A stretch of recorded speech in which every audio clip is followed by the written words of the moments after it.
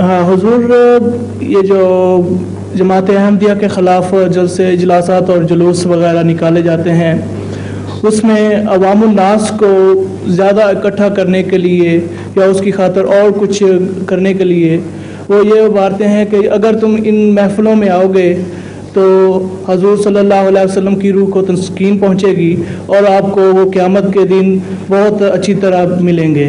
और नाउज़ुबिल्लाह ये भी कहा जाता है अगर एक किसी अहमदी को शहीद करोगे तो उसका भी क़यामत के दिन हजूर आपको बहुत खुश होंगे आपसे। इसके बारे में आप प्लीज़ कोई रोशनी डालें। उनसे पूछें जो कहते हैं कि वो रोशनी डालें कि उनको किस तरह पता चला इस बात का। एक सिर्फ तरीका है हमारे पास पहचानने का जिसके मुताबिक हम यकीन से कह सकते हैं कि वो फैसला करेगा रसूलुल्लाह सल्लल्लाहु अलैहि वसल्लम खुश होंगे या नाराज़ होंगे, और वो उसको कुरान की सनद हासिल है, अक़ल उस बात को तस्लीम करती है।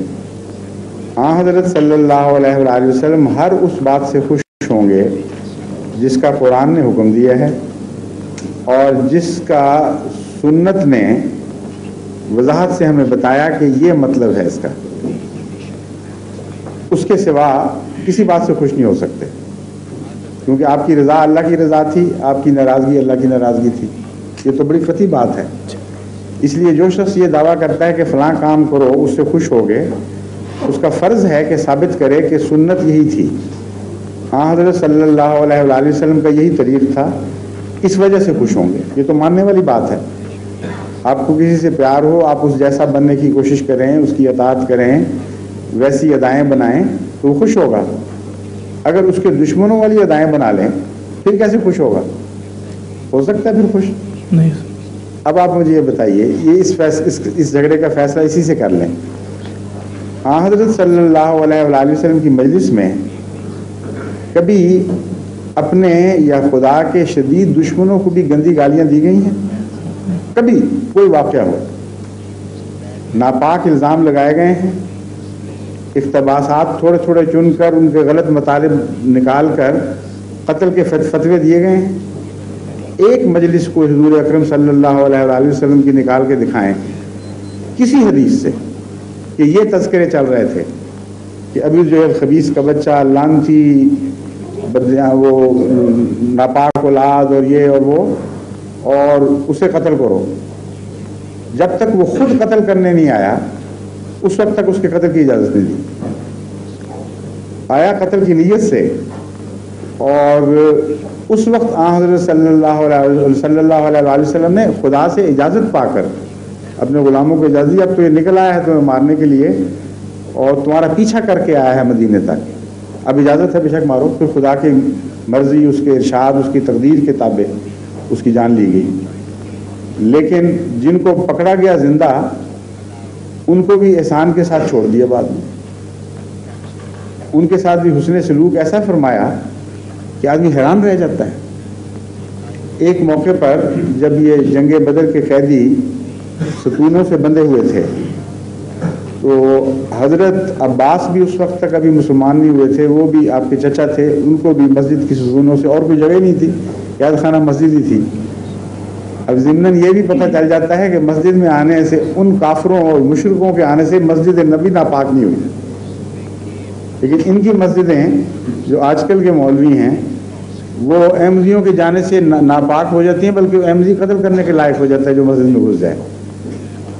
मोहम्मद मुस्तफ़ा सल्लल्लाहु अलैहि वसल्लम की मस्जिद सबसे बुलंद मस्जिद है, वहाँ मुशरिक बंधे हुए हैं और सतूनों के साथ वहाँ वहीं नमाज़ें हो रही हैं, वहीं इबादतें हो रही हैं, और ना उनकी इबादतें ख़राब हो रही हैं, ना उनका ज़िक्र इलाही गंदा हो रहा है। और ये अभी बात मुकम्मल नहीं होती, आगे सुनिए। मोहम्मद रसूलुल्लाह सल्लल्लाहु अलैहि वसल्लम का उसवा, रात को आपको कराने की आवाज़ आई। हज़रत अब्बास की दर्दनाक आवाज़ थी, मालूम होता बहुत कस के बांध दिया था। अब बेचैन उनके बाहर निकले और कहा अब्बास की कराने की आवाज़ आ रही है। तो साहबा ने अर्ज़ किया या रसूलल्लाह आपके चचा हैं, आपको बहुत तकलीफ़ है, इजाज़त दें हम इनके बंदों को ढीला कर दें। आपने फरमाया नहीं, सब के बंदों को ढीला करो, जितने कैदी हैं उनको आराम दो, तब मुझे आराम आएगा। ان کو پتہ نہیں تھا محمد رسول اللہ صلی اللہ علیہ وسلم کا مقام، باوجود صحابہ ہونے کے یہ نہیں سمجھتے تھے کہ رشتے کا دکھ نہیں تھا، وہ تو سارے قیدیوں کی طرف نظر گئی تھی اور برداشت ہی نہیں کر سکتے تھے کہ ایک بھی قیدی دکھ میں ہو اور آپ آرام سے ہوں۔ اور تعلیم آپ کو کیا دی؟ یہ قیدی وہ ہیں جو مشرک ہیں، جو اناد میں حد سے بڑھ گئے ہیں، جو گالیاں دے رہے ہیں، حملے کر کے جانیں لینے کے لیے آئے، عزتیں لوٹنے کے لیے آئے ہیں، ان کا ذکر چل رہا ہے۔ اور قرآن کیا فرماتا ہے؟ وَيُطْعِمُونَ الطَّعَامَ عَلَىٰ حُبِّهِ مِسْكِينًا وَيَتِيمًا وَأَسِيرًا، کہ یہ تو نفرتوں سے آتے ہیں تمہارے پاس تمہیں قتل کرنے کے لیے، اور محمد رسول اللہ صلی اللہ علیہ وسلم نے اپنے غلاموں کو اس شان کی تربیت دی ہے کہ وہ محبت کے نتیجے میں ان قیدیوں کو کھانا کھلا رہے ہوتے ہیں۔ چنانچہ قیدی بہت سے مسلمان ہوئے جنہوں نے بعد میں بتایا کہ ہم پر تو صرف یہ تلوار کام کر گئی ہے کہ ہم قیدی تھے، ہمیں جن کے سپرد کیا گیا تھا وہ اپنے بچوں کو بھوکا رکھتے تھے اور ہمیں کھانا کھلاتے تھے، اچھی چیز ہمیں دیتے تھے اور بری چیز اپنے بچوں اور بیویوں کے لیے رکھتے تھے۔ یہ وہ اسوہ ہے جو مجھے نظر آتا ہے کہ رسول اللہ صلی اللہ علیہ وسلم خوش ہوں گے اس سے، مجھے یقین ہے، اس لیے کہ میں اپنی طرف سے نہیں بنا رہا، اس لیے کہ میرے پاس سند ہے سنت محمد مصطفیٰ صلی اللہ علیہ وسلم کی، اس لیے کہ قرآن کی مہر لگی ہوئی ہے اس اسوے پر کہ یہ اچھا اسوہ ہے۔ یہ کون سی اسوے کی طرف بلا رہے ہیں جس سے رسول اللہ صلی اللہ علیہ وسلم خوش ہوں گے؟ وہ مجلسیں تو نکال کے دکھائیں جو ان کی لگتی ہیں، نہایت گندی ناپاک گالیاں دی جاتی ہیں حضرت مسیح موعود علیہ السلام کو، آپ کے خلفاء کو، جماعت کے بزرگوں کو فاسق فاجر کہا جاتا ہے، نہایت بیہودہ غلیظ الزام لگائے جاتے ہیں اور کہتے ہیں کہ اس کو آ کے سنو گے تو محمد رسول اللہ صلی اللہ علیہ وسلم خوش ہوں۔ وہ کون سے محمد مصطفیٰ صلی اللہ علیہ وسلم ہیں جن کے یہاں ایسی مجلس کبھی لگی تھی؟ اگر لگی تھی تو دکھاؤ نکال کے، پھر میں مانوں گا کہ وہ خوش ہوں گے۔ پھر روکتے ہیں آپ کو یہاں آنے سے، کہتے ہیں ان سے نہ ملو، ان سے ملو گے تو تمہارا ایمان خطرے میں پڑ جائے گا، ان سے ملو گے تو تمہارے پاکیزگی کو نقصان پہنچ جائے گا۔ کہتے ہیں کہ نہیں؟ جی جاؤ گے تو محمد رسول اللہ صلی اللہ علیہ وسلم ناراض ہوں گے۔ محمد رسول اکرم صلی اللہ علیہ وآلہ وسلم کا اپنا اسوہ کیا تھا؟ آپ کو تو جو دشمن گالیاں دیتا تھا، پتھر مارتا تھا، بے عزتی کرتا تھا، خاک سر میں اڈیلتا تھا، اس کے گھر بھی پہنچتے تھے اور اسے بھی پیغام پہنچاتے تھے۔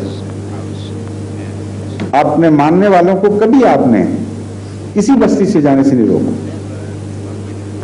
جب باقی بستیوں نے اپنے دروازے آپ پر بند کیے ہیں تو آپ طائف گئے اور طائف کی سنگلاخ بستی کو جا کر پیغام دیا، اور اس وجہ سے کہ باقی بستیوں نے دروازے بند کر دیے ہیں، شاید یہاں خدا کا کوئی سعید فطرت بندہ مجھے نظر آ جائے، میں اس کو پیغام پہنچا دوں۔ اور انہیں پتھر مار کے نعوذ باللہ آپ کو انتہائی تکلیف پہنچائی، لہو لہان کر دیا۔ جس حال میں آپ باہر نکلے ہیں آپ کو علم ہے، زخموں سے نڈھال خون بہ کے جوتی پہ چلا گیا تھا اور جوتیاں بھر گئی تھی پھسلن سے، اپنے خون کی پھسلن سے، اور روایت میں آتا ہے کہ آپ سے چلا نہیں جاتا تھا، پاؤں پھسل پھسل کے جوتی سے باہر نکل رہا تھا۔ ایک نخلستان پہ جا کے دیوار پر بیٹھ کے آپ نے نہایت دردناک دعا کی، خدا اس قوم کو کیا ہو گیا ہے۔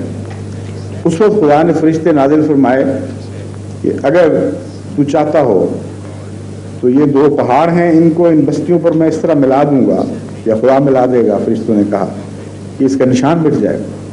رسول اللہ صلی اللہ علیہ وسلم نے کوئی دعا نہیں مانگی، اپنے ہدایت کی دعا مانگی، رحم کی دعا مانگی ان لوگوں کے لیے۔ یہ اسوہ ہے، اگر کوئی ایسا کرتا ہے تو اس سے خوش ہوں گے۔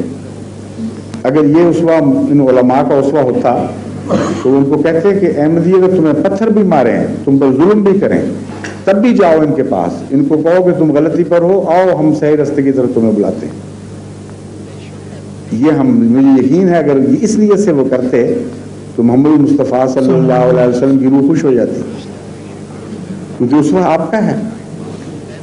یہ طائف کا اسوہ پکڑ لیں اور یہ کہیں کہ احمدی آئے تو ان پر پتھر مارو اور محمد رسول اللہ صلی اللہ علیہ وسلم کو خوش کریے، ہو کس سے سکتا ہے؟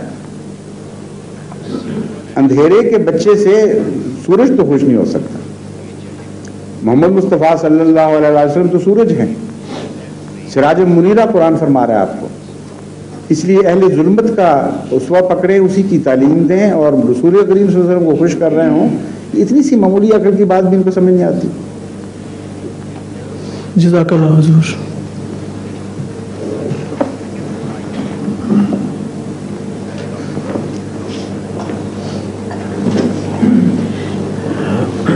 تشریف آئیے.